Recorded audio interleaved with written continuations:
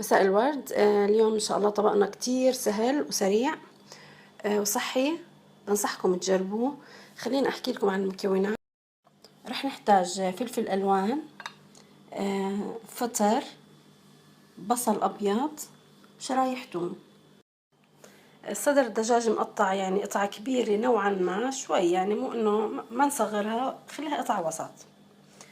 معلقتين صغار زبدة، معلقتين زيت مازولا، كوب كريمة طبخ. يمكن نحتاج أكتر، ما بعرف، حسب الحاجة. هاي بس مبدئيا كوب. معلقة ملح صغيرة، نص معلقة صغيرة فلفل أسود، معلقة صغيرة بهارات إيطالية، معلقة كبيرة جبنة برمجان. الجبنة إذا مو متوفرة عندكم عادي بإمكانكم تستغنوا عنها، يعني هي بتعطي طعم بس مش أكتر.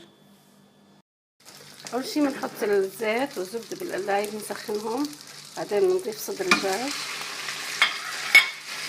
ونقلب بس يعني يقرب يستوي شوي. بعدين بنضيف البصل والثوم.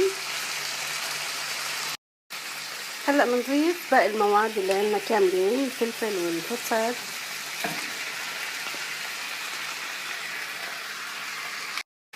بنضيف كمان الملح والبهار والفلفل الاسود بدون الجبن. الجبن بنخليه لاخر شي. هلا هيك ما بدنا اياهم يدبلوا كتير، بدنا الفلفل يضل كرانشي شوي، ما بنخليهم كتير على الغاز. وهلا بنضيف الكريمه.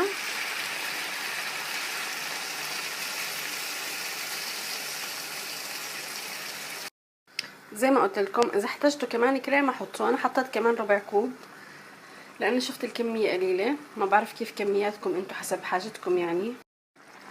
تقريبا صار جاهز، الدجاج استوى، تاكدت منه. هلا بحط الجبنه تبع البرمجان، بحط له هيك رشه اوريجانو، رشه بسيطه مو كتير، طبعا هي حسب الرغبه اذا بتحبوا نكهته.